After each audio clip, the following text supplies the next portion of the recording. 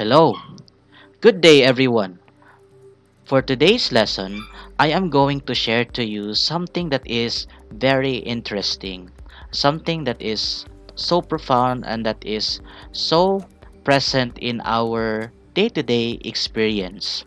In fact, we even feel them right now. And in fact, without knowing it, we are actually using it in our daily experiences. So, I am actually talking about the nature of the electromagnetic waves, which will be the cover of this lesson. So, what are we waiting for? So, let's just sit back and let's have a wonderful moment of science.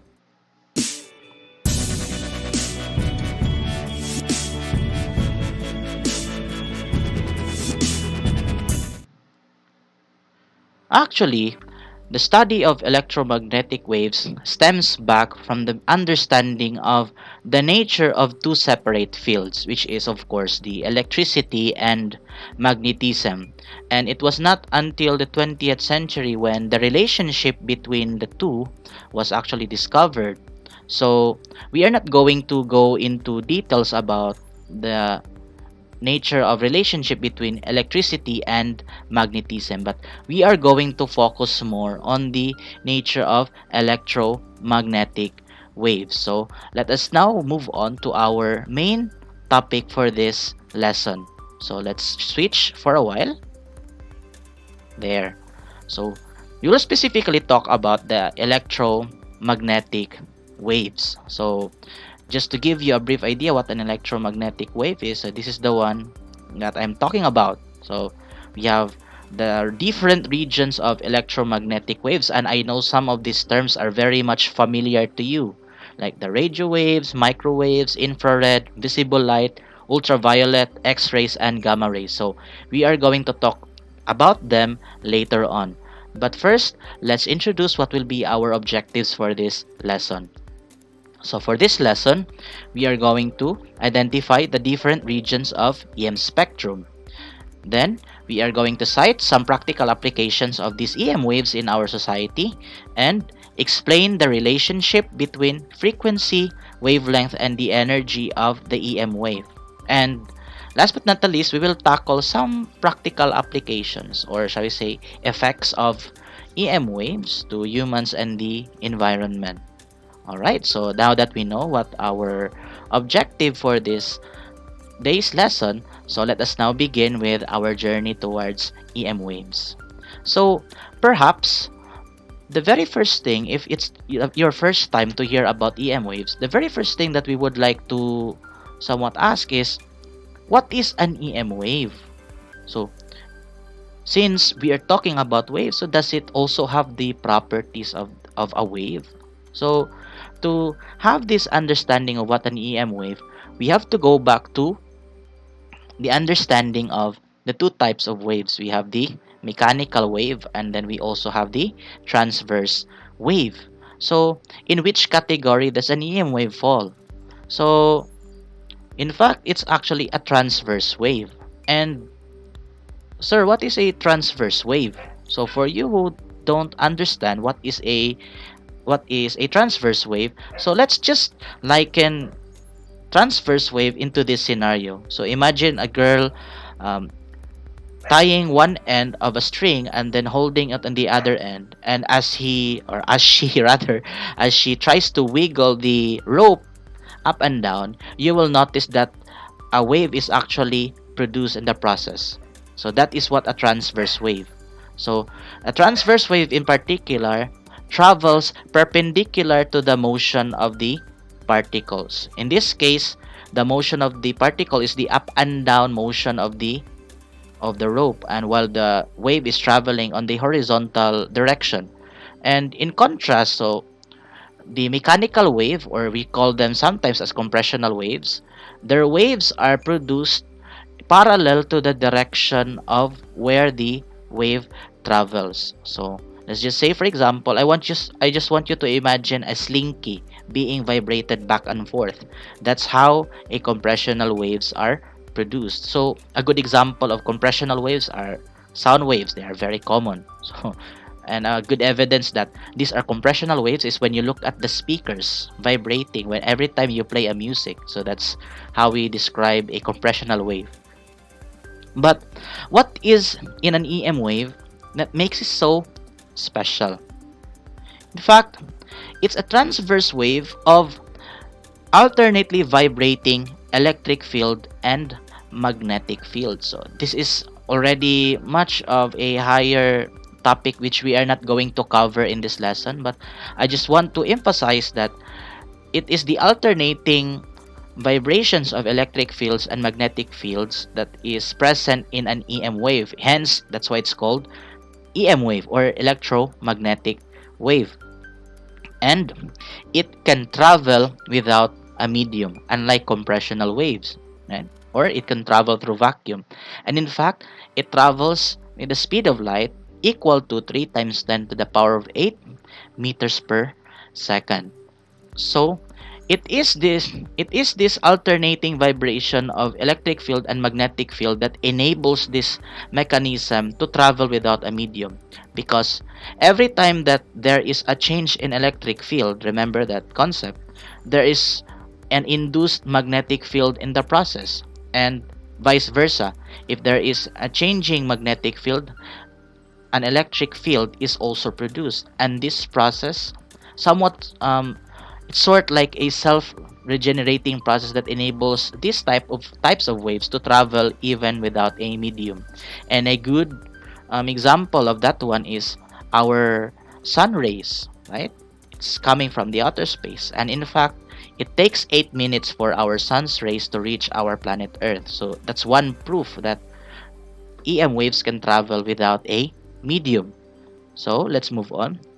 So, are you asking where are EM waves? Well, it's actually everywhere, from the cell phones that you are using, from the microwaves in your houses, and from the televisions, from your Wi Fi, from your Bluetooth, from even X rays, and even in radiotherapy, wherein we use that one to treat cancers, even in radio communication devices we use in communicating anywhere, and even the sun's rays, no, and even light itself is a form of electromagnetic waves. So as you can see, they are actually everywhere. We don't seldomly notice them, or we don't sometimes we don't even appreciate them, but we are actually surrounded by EM waves everywhere. And in fact, there are many of them. They are composed of different regions which we refer to as the electromagnetic spectrum. So here's what I want you to take notice. Now, to describe the characteristics of an EM wave, we have to go back to the basic properties of a wave. We have frequency, to name as such, wavelength, and let's just have energy. So if you're going to look at the picture right now, you will notice that as you move from left to right of the diagram, you will notice that the wavelength is actually decreasing. So this is an indication that as the wavelength is decreasing, your frequency is also increasing. And likewise, if the frequency is increasing, your energy of the wave is also increasing. So, based from these relationships that we have just described, we can say that the radio waves have the lowest energy among the EM waves, while the gamma rays are the most energetic. But at the same time, radio waves have the longest wavelength, while gamma rays have the shortest wavelength, and vice versa. So those are the relationships that we can get from these properties, and it's because of these characteristics that determine its applications and uses in our daily lives. So, in order for us to know what are its different applications, let's have or let's play a little game. Okay?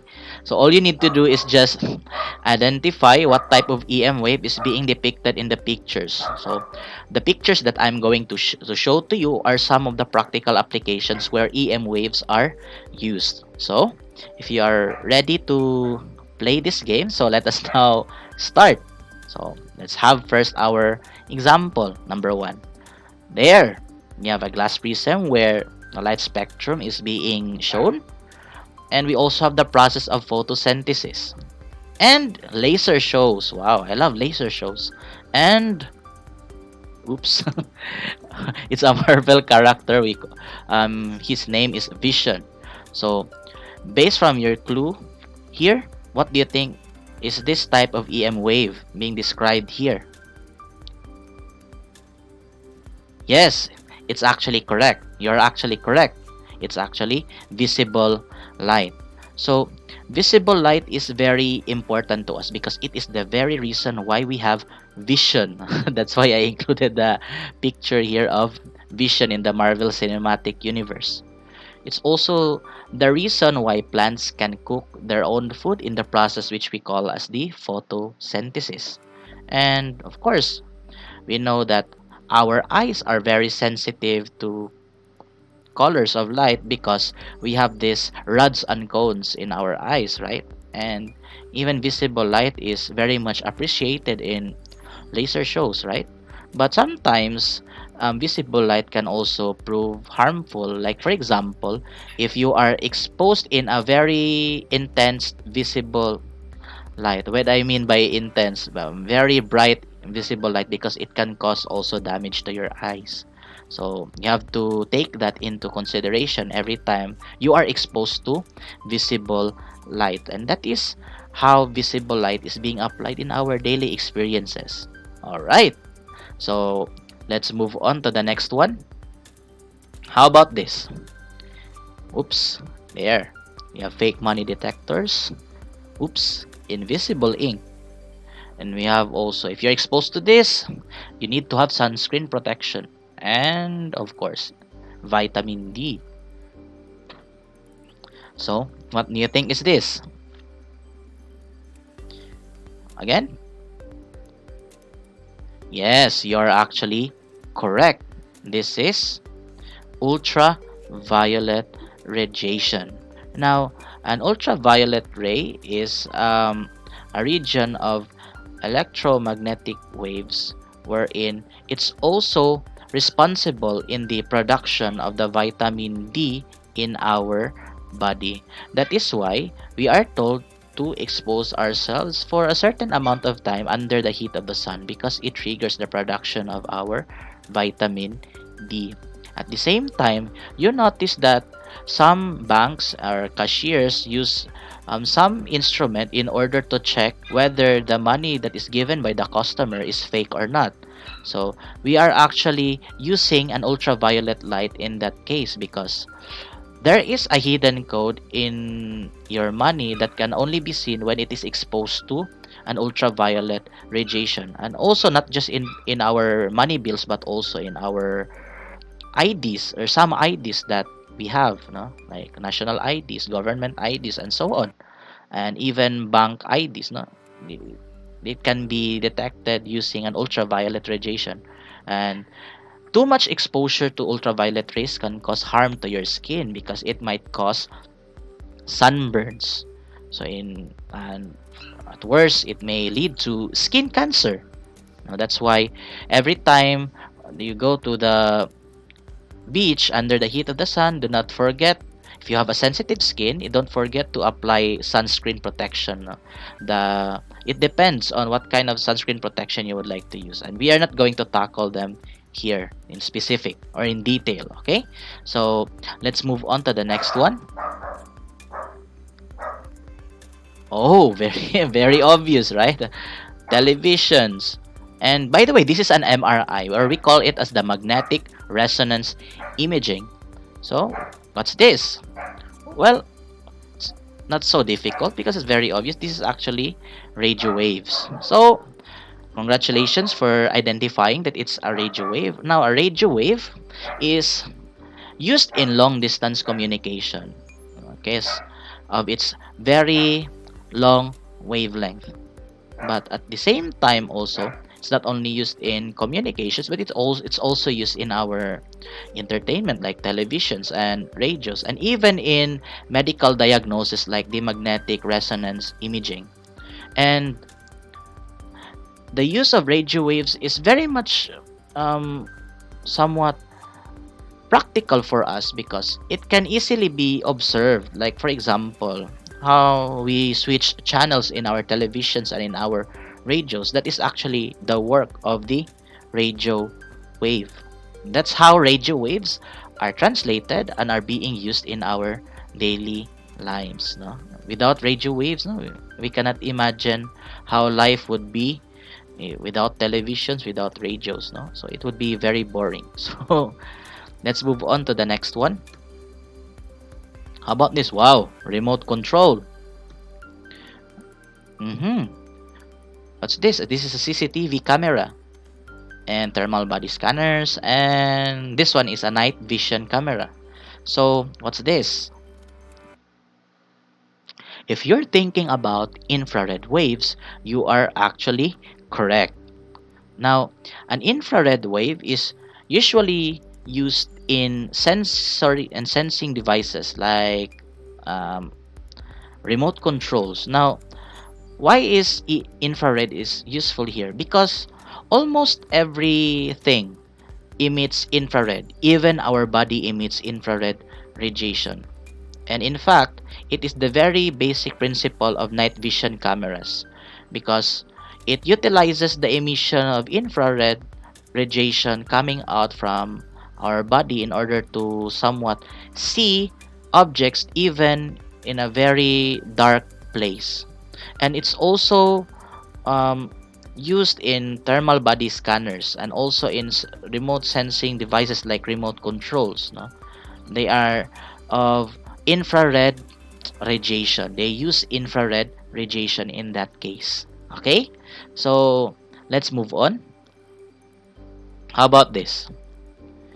Oops, very obvious.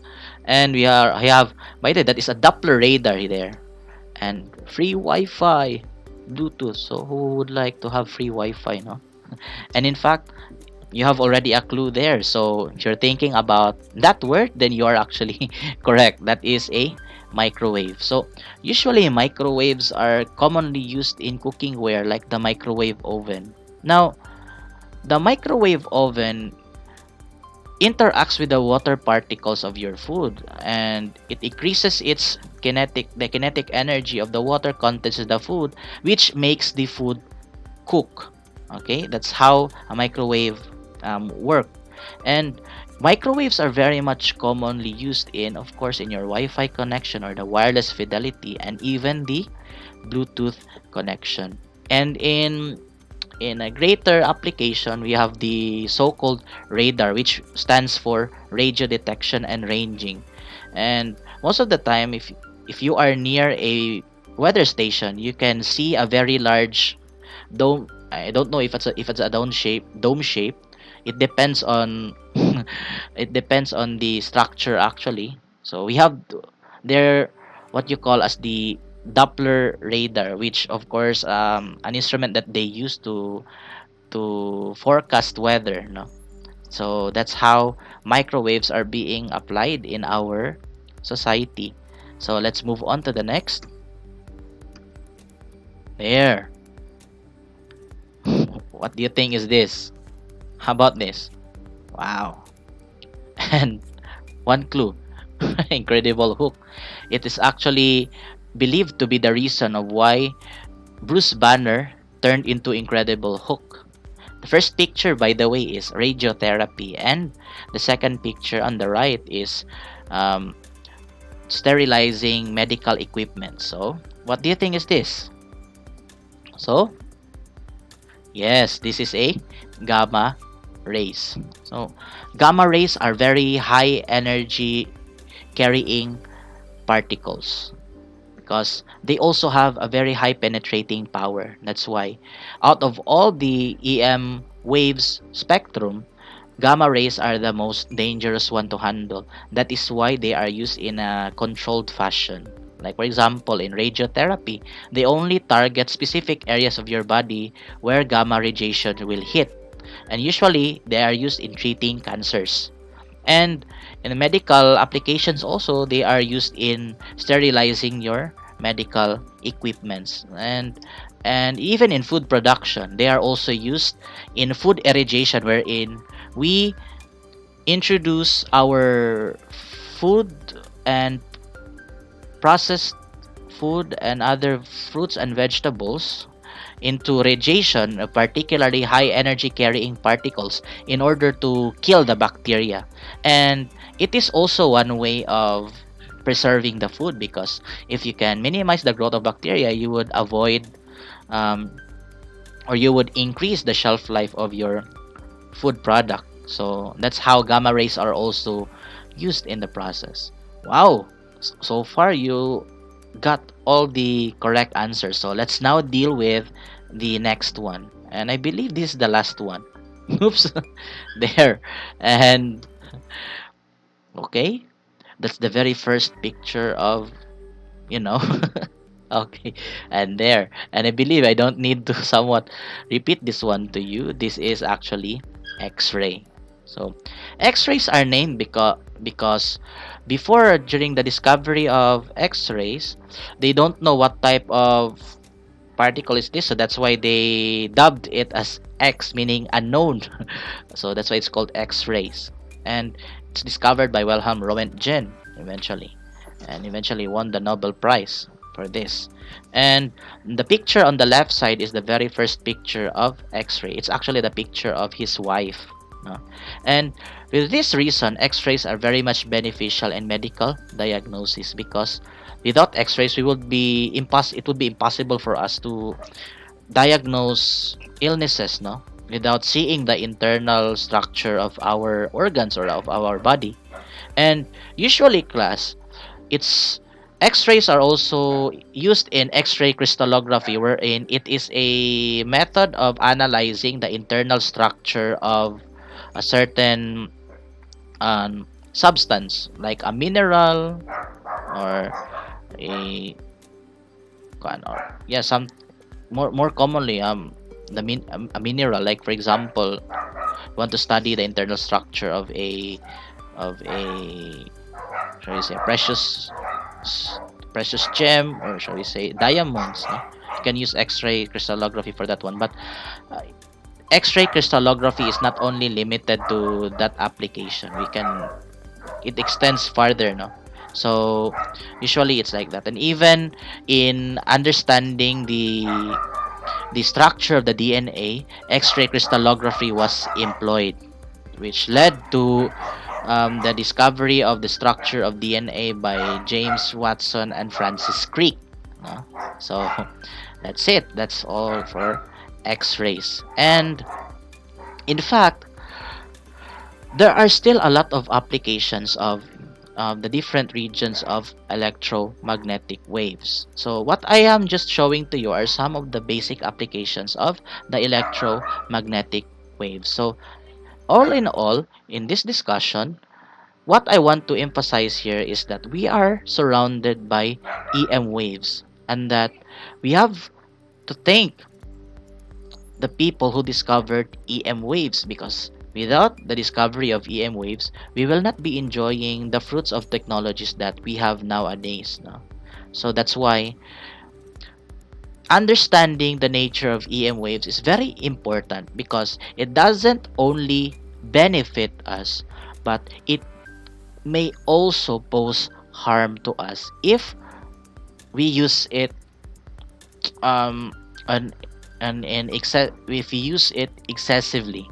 Okay, so that's why our applications of EM waves have several advantages, and it could also pose danger to us.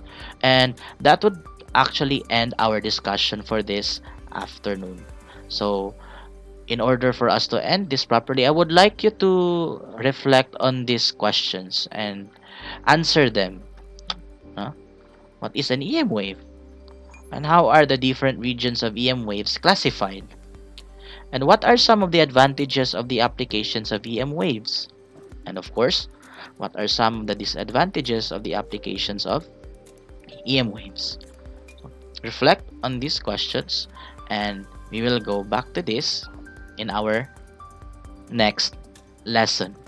So I guess that would be the end of our PowerPoint presentation for today's lesson.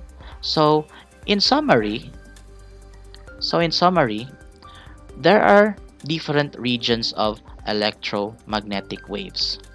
Some of these regions contain high frequency or low frequency, or it contains high energy and vice versa. And the characteristics of these EM waves are the basis of how they are applied into our everyday experiences or in our gadgets, in our technologies nowadays. Though EM waves are very much useful in our society, it could also pose harm and danger to us if they are not used properly. So that is why EM waves should be managed and handled carefully. So we will deal with that one, the effects of the electromagnetic waves to humans and environment in our next lesson. So for now, this is the end of our lesson. So I hope that you have learned something out from our discussion for today. So thank you very much for sparing your time in watching this video, and I hope to see you in our class next time. Goodbye, and this is Mr. Rabino, and this is a moment of science. Bye.